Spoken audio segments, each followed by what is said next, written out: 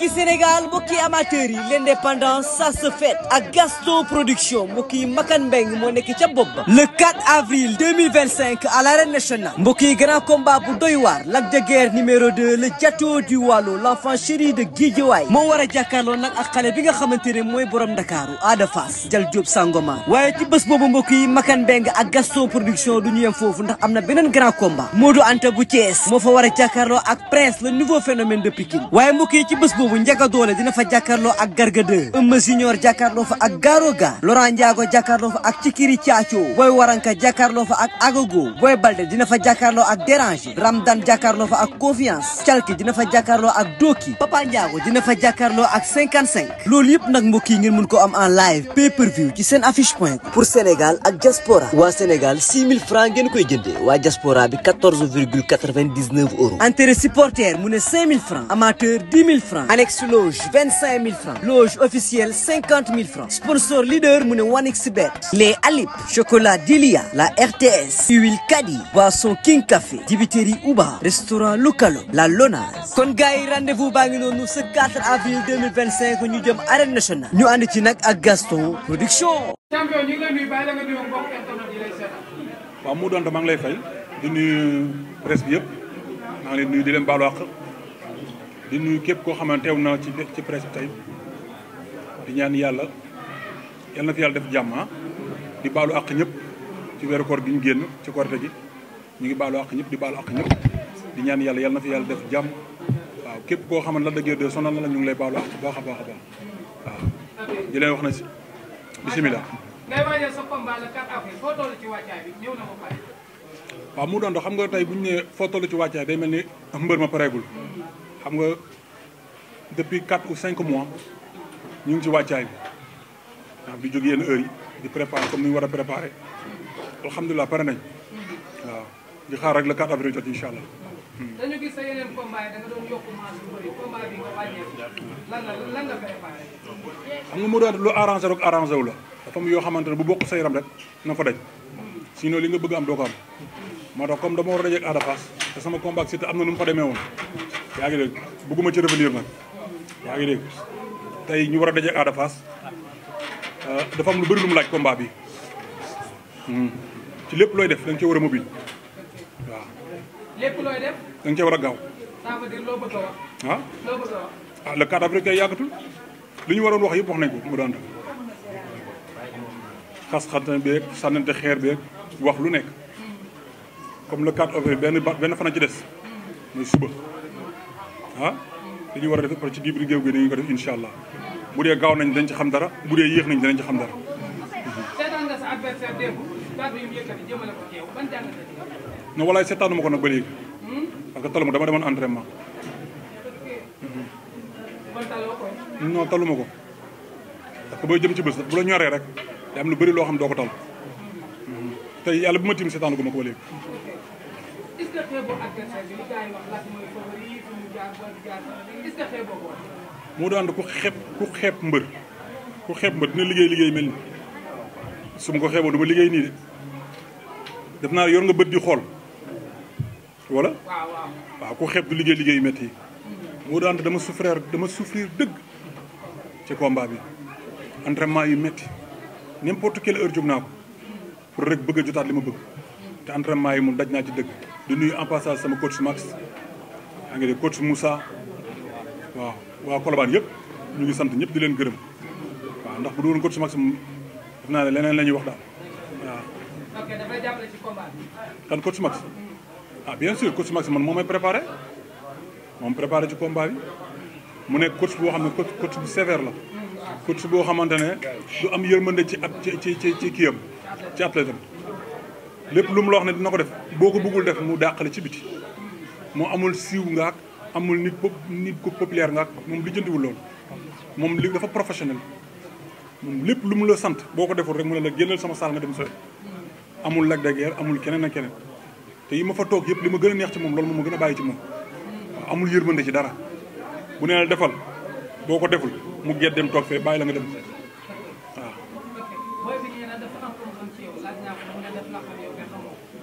man maa ko xamul wala au contraire moom moo ma xamul non daf ma umpale moo tax muy waxee ni muy waxee ni wax naa ko ci xeex bi nee naa ko adversaire bi ma sa jiital fii bu yàgg xeex moom da lay mën a poussé te ko jàpp mais nee na moom mbër mosu koo poussé mbër mosu koo yóbbu àll. mu ne mbër mosu koo touché ah yàlla baax na le 4 avril yàggatul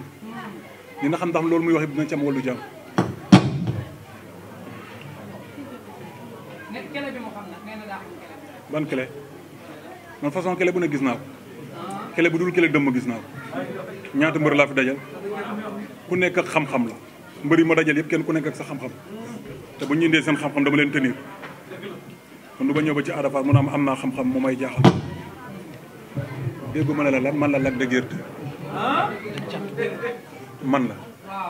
te incha allah dina xam ki mu dajal kan la. mais Lac de Guiers dañ ko dégg moom mu ne sa préparation mu ne ñi la daan préparé ñoo koy préparé mu ne daf la xam bu baax a baax ci gars yi. ñan ñoo ma doon préparé te ñu dem préparé comme Mouhamed Ali Ndiaye ñoom préparé nekk sa xarit. waaw waaw mais c'est normal noonu la en matière de business y a pas de sentiment Mouhamed Ali day business yaa ngi dégg. moom mu ne daf la xam te ñun ñi lay entraîné am na bari am na ko. non moom dese na maa xam de même Mouhamed Ali Ndiaye nekk ak man mi nekkoon ak man moom xamum te entraîné non déggu li ma la wax Mouhamed Ali Ndiaye mi nekkoon ak man sax moom xamuma 100%. man la mental man dama lay mosal tuuti téye lu bari parce que damay xam lu bari.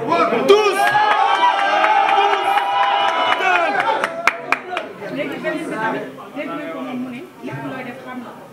mi ngi ne loolu ne xam na si rek booy génn gis na ko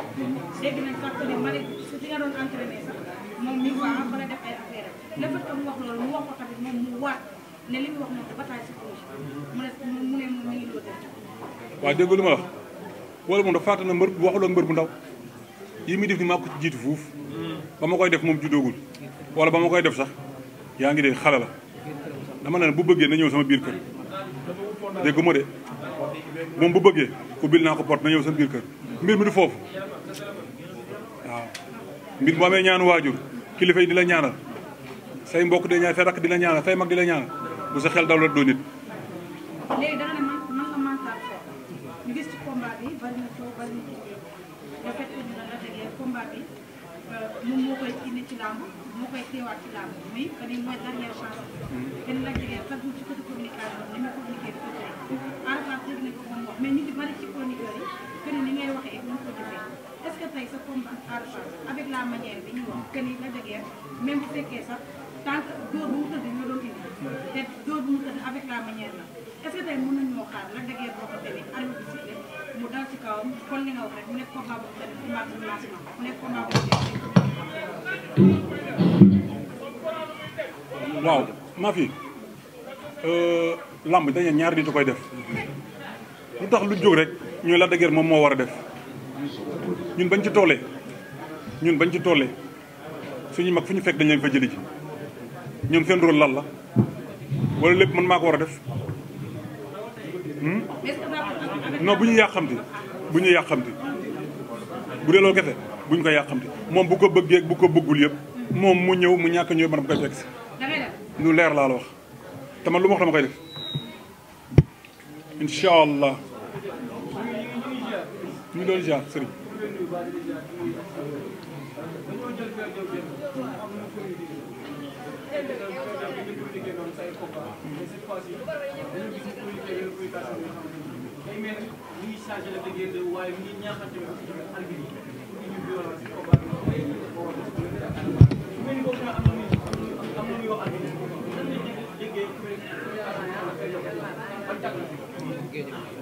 waaw mais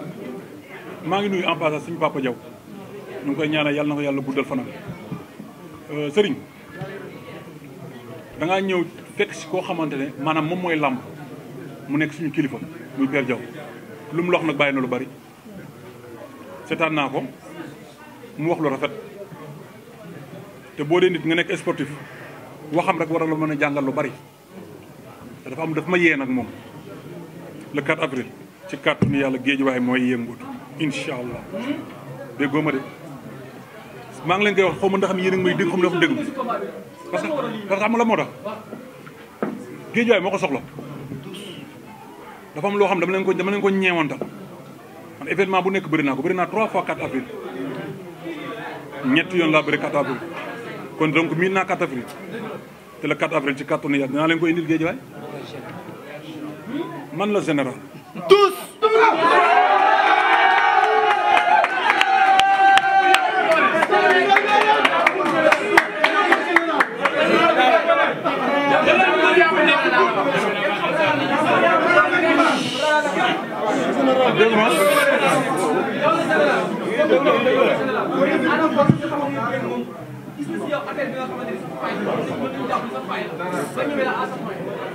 Aada gisul dara lu ay magam gisul du moom mii xale mooy tax na da ko gis dinaa ko fattar ruq yëpp déggoo lu ma la au contraire man maa xam ay faayam te moom xamul sama faayam te moom moo gën a xam ne man dama ay ci waa Fass non loolu moom yàlla rek moom moo xam 5 minutes 10 minutes ndam laa seq ak géej waaye dama leen koy indil incha allah ci lu gaaw.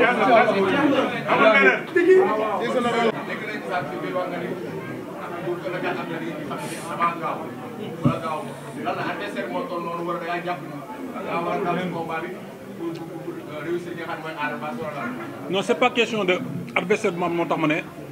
combat bi dama ci man adversaire yëpp benn combat laa fi liggéey loo xamante ne bëgguma sax taxaw di ci wax ndax dama ciy mer bu ma ci sox mooy sama diggante ak Siteu parce que indi naa fi loo xamante ne man bëgguma ko mais combat bi ci laay préparé waat sama carrière lu ci desaat mooy ci mobilité ci rapidité ci lépp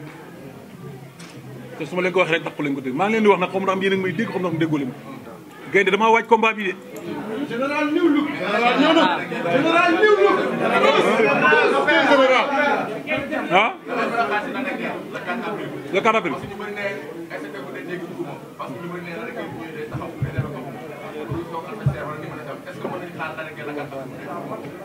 le 4 avril da ngeen bëgg a gis Lac de Guiers wala bëggoo leen ko gis incha allah bu neexee yàlla Ada Fass mu taxaw dinaa ko fekk wala da ngeen ma déggul fu mu taxaw dinaa ko fekk bu ñëwul neen day ñëw bu ñëwul sax léegi jarut sax mu ñëw bu ñëwul sax man dinaa ñëw. tous dara bu xew dara ah ñu ngi lay fay.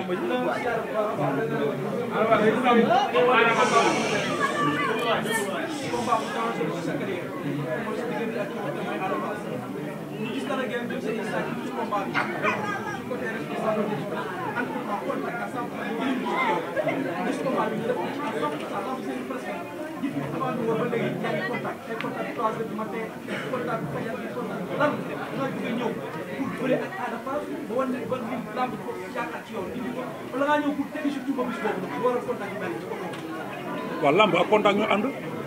te am na loo xam ne bu manqué sa yaram da nga koy dem def muy lan muy contact xeex waaw loolu bu duggee sa yaram rek jeex na.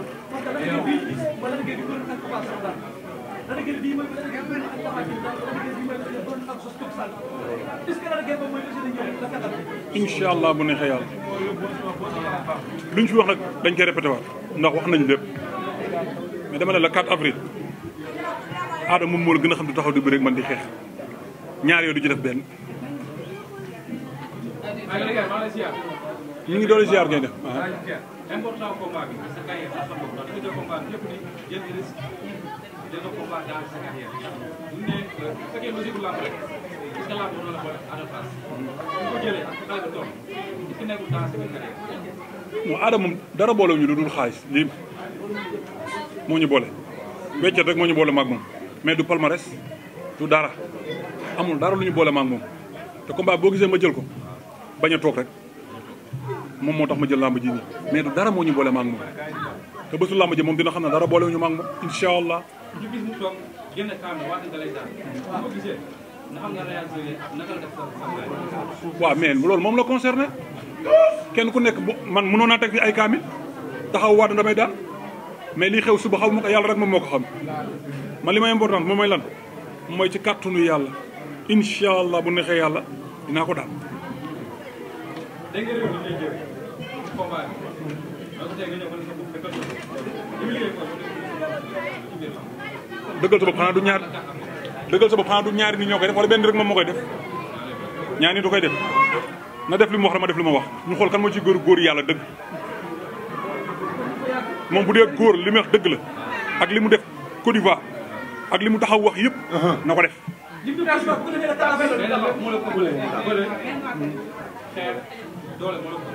moom moo pële loolu lépp na jël mais bés bu ñu nee runkum daje